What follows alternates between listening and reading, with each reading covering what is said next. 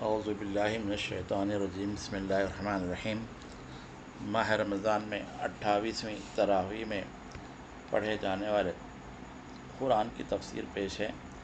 تبارک الذی سورہ ملک شروع اور 29واں پارہ شروع۔ بڑا بابرکت ہے وہ اللہ جس کے ہاتھ میں دنیا جہاں کی سلطنت ہے۔ وہ ہر چیز پر قادر ہے، جس نے موت اور زندگی کو پیدا کیا تاکہ لوگوں کو آزمائے کہ تم میں کون اچھا عمل کرتا ہے، اور وہ زبردست بخشنے والا ہے۔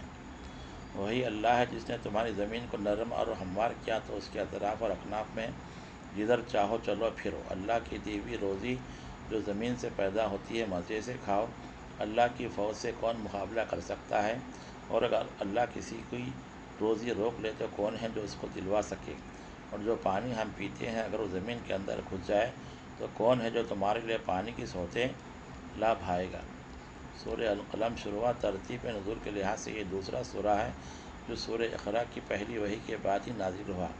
نون سے مفسرین سیاہی، دوات یا مچھلی مراد لیتے ہیں۔ قلم کے ساتھ سیاہی یا دوات زیادہ مناسبت رکھتی ہے۔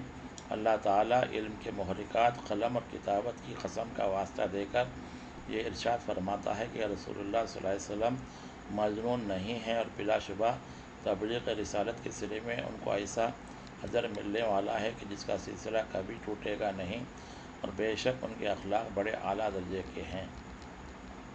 بے شک اللہ کے متقی بندوں کے لیے جو اللہ کے احکام تعمیل کرتے ہیں بہشت کے مزے مزے کے باغ ہیں۔ ان کے برخلاف کافر اور مشرکین کے پاس نہ تو کوئی آسمانی کتاب ہے جس پر وہ استدلال کر سکتے ہیں، اور نہ ان کو غیب کا کوئی حال معلوم ہے۔ رسول اللہ صلی اللہ علیہ وسلم ان کو جو قرآن پڑھ کر سناتے ہیں وہ دنیا جہاں کے لوگوں کے لیے بڑی نصیحت ہے۔ سورہ الحاقہ شروع ہوا۔ حق ہونے والی بات جس سے مراد قیامت ہے۔ حق الیقین، عین الیقین اور علم الیقین، علم کے ان تینوں مدارج کے ذریعے وحی کی حقیقت اور انکار وحی کے نتائج بیان کیے گئے۔ عاد و سمود کا کیا حشر ہوا، اور جو بھی ان کی طرح رسولوں کی دعوت سے انکار کریں گے، قیامت میں ان پر سب حقیقت کھل جائے گی، اور ان کے نامہ اعمال ان کو دکھائے جائیں گے۔ ان کا عمل یا ان کی دلیلیں کچھ کام نہ آئیں گی، کیونکہ وہ نہ تو عظمت والے اللہ پر ایمان لائے تھے اور نہ تو مسکینوں کو کھانا کھلانے کی تلقین کرتے تھے۔ جو چیزیں ہم دیکھ رہے ہیں، جو چیزیں ہمیں نظر نہیں آ رہی ہیں، ان سب کی قسم کھا کر اللہ تعالیٰ یہ ارشاد فرماتا ہے کہ یہ قرآن مجید بے شک اللہ تعالیٰ ہی کا کلام ہے جو رسول اللہ صلی اللہ علیہ وسلم پر نازل کیا گیا، اور یہی حق الیقین ہے۔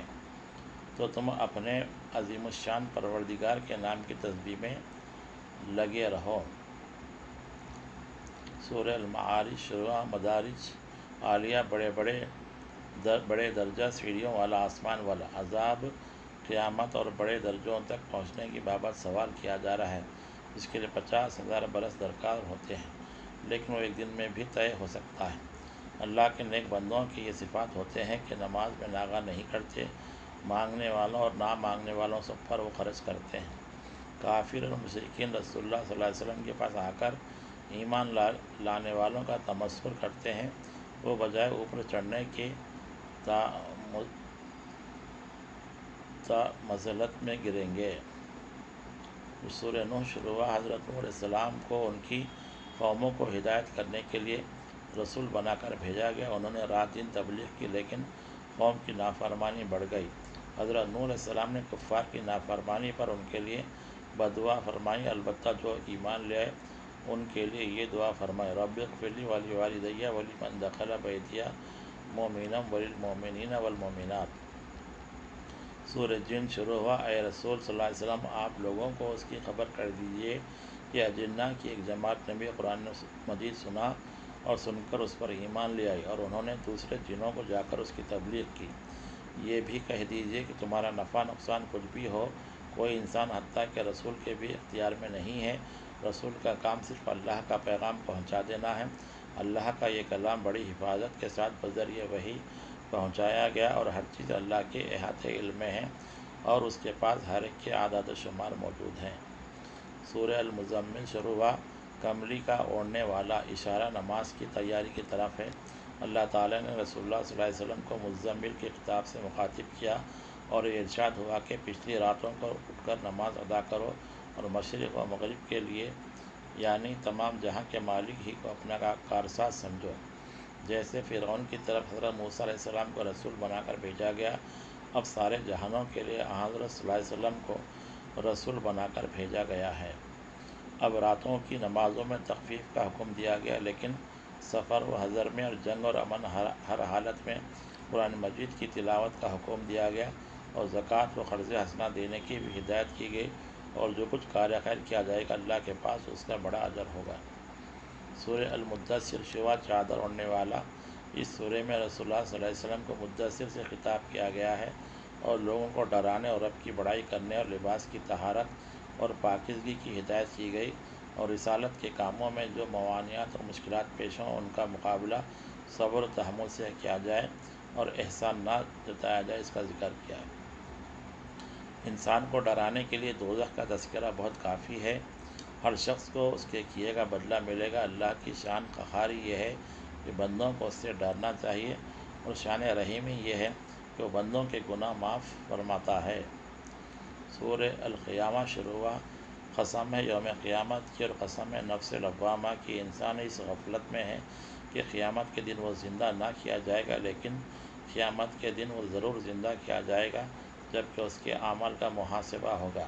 قرآن مجید کی عظمت یہ ہے کہ اس کا پڑھنا اور اس کا سمجھنا خود اللہ تعالیٰ نے اپنے ذمے لیا ہے۔ ناشکر انسان کی یہ کیفیت ہے کہ وہ نہ تو کلام الہی کی تصدیق کرتا ہے، نہ خیرات دیتا ہے اور نہ نماز پڑھتا ہے، بلکہ حق بات کو جھٹلاتا ہے اور اس سے منہ موڑ لیتا ہے۔